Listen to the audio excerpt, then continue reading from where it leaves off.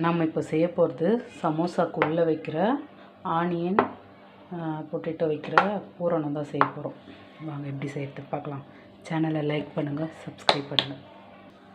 Oil காஞ்சிச்சு, கொஞ்சோண்டு சோம்பு போட்டுக்கலாம்.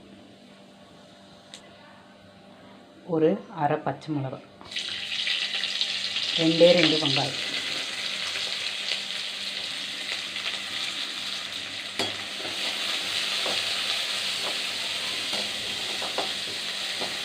நல்லா வதக்கலாம். ஆனியன் நல்லா செவந்துடுச்சு. இப்போ இந்த உருளைக்கிழங்கு போட்டுடலாம். இதுவும் வேக வச்சு எடுத்துக்கிட்டேன். வேக வச்சு மசிச்சு எடுத்துக்கிட்டேன். இப்போது உருளைக்கிழங்கு கூடவே கொஞ்சம் மஞ்சத்தூள்,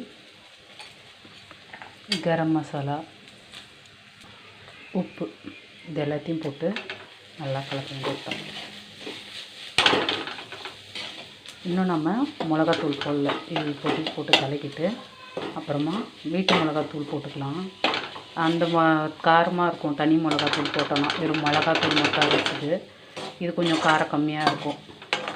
அதனால் நான் குழம்பு மிளகாத்தூளே போட்டுக்கிறேன். ஒரே ஒரு ஸ்பூன் குழம்பு மிளகாத்தூள். இது திடீர்னு வெறும் உருளைக்கிழங்கும் வெங்காயமும் வச்சு செய்வோம். இதிலே பட்டாணி, ஊற வச்ச வேர்க்கடலை, அந்த மாதிரி எதை வேணாலும் இந்த மசாலா கூட போட்டு உள்ளே பூர்ணமாக வச்சு சமோசா செய்யலாம். அது அடுத்த வாட்டி நான் இப்போ செஞ்சு காமிக்கிறேன். இப்போ வெறும் இந்த சிம்பிள் சமோசா மட்டும் செய்கிறேன். சமோசாவுக்கு தேவையான பூரணம் தயார். லைக் பண்ணுங்கள், சப்ஸ்கிரைப் பண்ணுங்கள். சேனலை லைக் பண்ணுங்கள், சப்ஸ்கிரைப் பண்ணுங்கள். சமோசாவுக்கு தேவையான பூரணம் தயார்.